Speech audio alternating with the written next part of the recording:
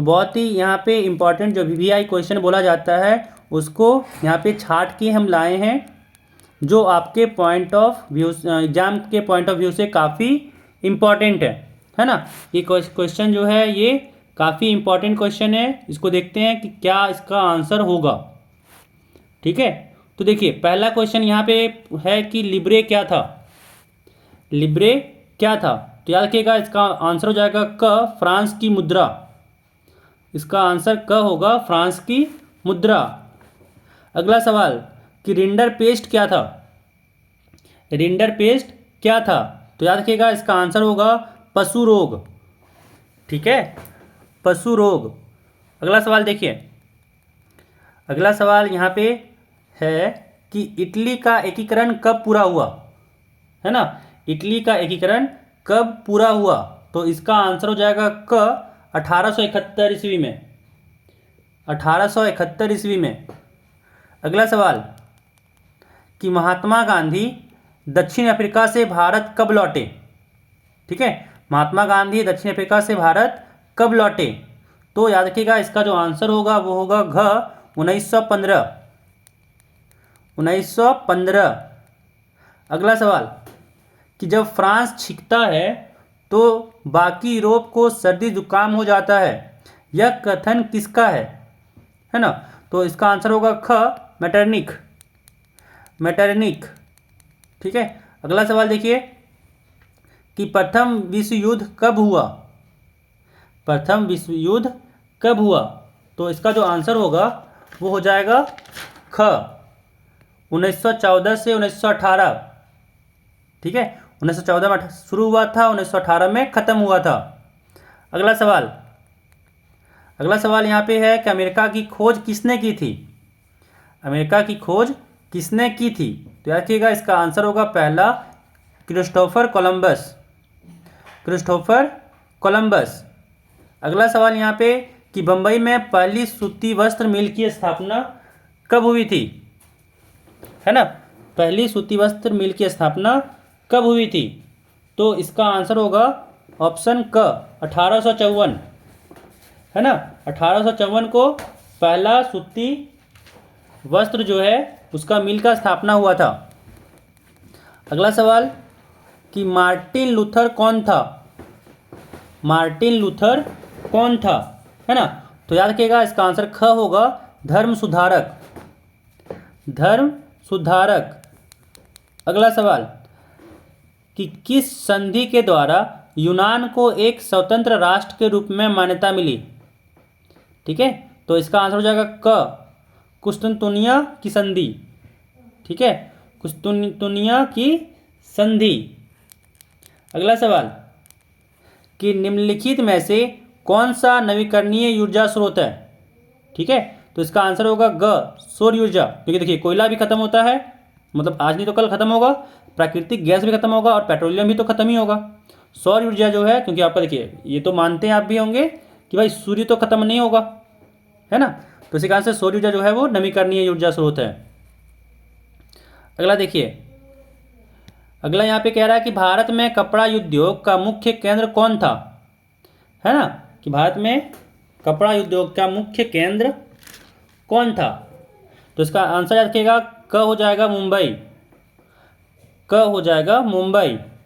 अगला सवाल कि भारत में सबसे बड़ा वनों का क्षेत्र किस राज्य में है ना, कि वनों का क्षेत्र सबसे बड़ा किस राज्य में है, तो याद रखिएगा मध्य प्रदेश।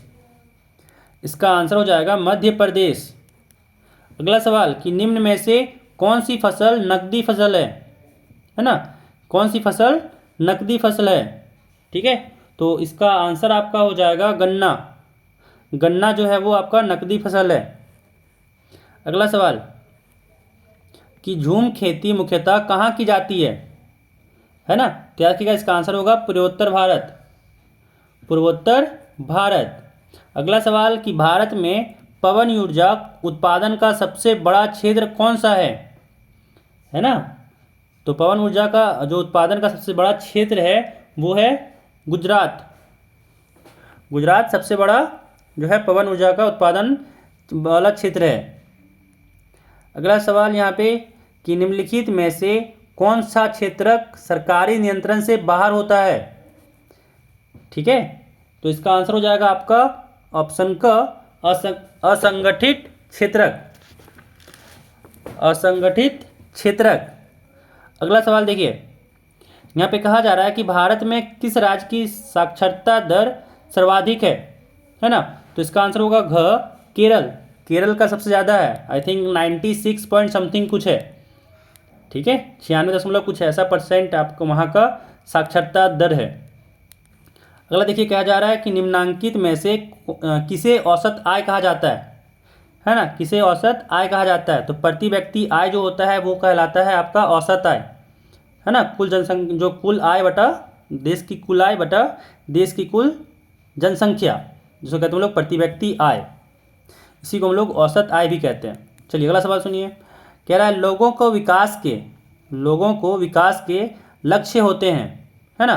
तो याद रखिएगा इसका होगा ख, भिन्न एवं परस्पर विरोधी, है ना? परस्पर विरोधी। चलिए अगला देखिए, कहा जा रहा है कि कपास एक, फिर यहाँ पे खाली जगह दिया हुआ है, कह रहा है उत्पादक है। तो यहाँ पे पूछा जा रहा है कि कौन सा ये कपास जो है उत्पादक है? तो याद रखिएगा इसका आंसर हो जाएगा आपका प्राकृतिक, ग ऑप्शन प्राकृतिक। ठीक है, अब अगला सवाल कि योजना आयोग का नया नाम क्या है ना? तो याद रखिएगा जो योजना आयोग का नया नाम दिया गया है वो है नीति आयोग। नीति आयोग। चलिए अगला देखिए कि श्रीलंका में बहुसंख्यक कौन है ना? श्रीलंका में बहुसंख्यक कौन है? तो याद रखिएगा इसका आंसर होगा ख, सिंहली। ठीक है, जो सिंहली वहाँ पे ज़्यादा है। अगला देखिए, कहा जा रहा है कि भारत में किस प्रकार की शासन प्रणाली है ना? भारत में किस प्रकार की शासन प्रणाली है? ठीक है, तो इसका आंसर हो जाएगा आपका संसदीय, ऑप्शन क, संसदीय।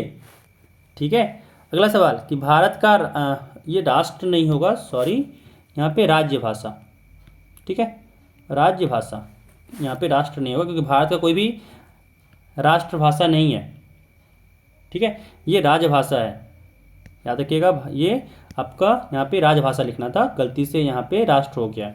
तो भारत का जो राजभाषा है वो आपका हिंदी है, क्योंकि राष्ट्रभाषा कोई नहीं है।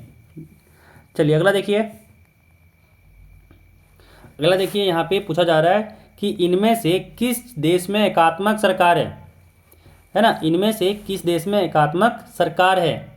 तो याद रखिएगा इसका जो आंसर आपका हो जाएगा वो है श्रीलंका, है ना? श्रीलंका हो जाएगा। चलिए अगला सवाल देखिए, अगला सवाल आपका यहाँ पे है कि पीटर नॉर्मन की मृत्यु कब हुई, है ना? पीटर नॉर्मन की मृत्यु कब हुई? तो याद रखिएगा इसका आंसर होगा ख, 2006 में। 2006 में। अगला सवाल कि भारत के संविधान के अनुसार भारत कैसा देश है? ठीक है, भारत के संविधान के अनुसार भारत कैसा देश है? तो याद रखिएगा धर्मनिरपेक्ष, है ना? ऑप्शन यहाँ पे घ हो जाएगा, धर्मनिरपेक्ष। अगला सवाल कि नेपाल में लोकतंत्र की स्थापना कब हुई?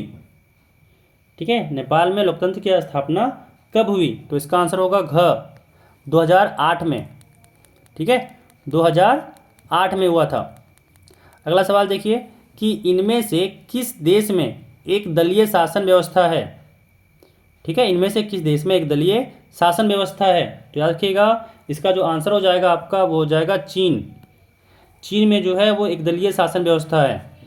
ठीक है, तो ये आपके यहाँ पे थे 33 इम्पॉर्टेंट क्वेश्चन जो यहाँ पे मैंने खुद से इस क्वेश्चन को बनाया गया है, मेरे द्वारा बनाया गया है। ठीक है, जो लगा कि भाई ये क्वेश्चन आपका करवाना चाहिए, आपके एग्जाम में पूछा जा सकता है। ठीक है, तो ये सारे क्वेश्चन जो थे वो इम्पॉर्टेंट क्वेश्चन थे जिसको आपको करना चाहिए, है ना? तो ठीक है, फिर मिलते हैं नेक्स्ट वीडियो में, तब तक के लिए थैंक यू।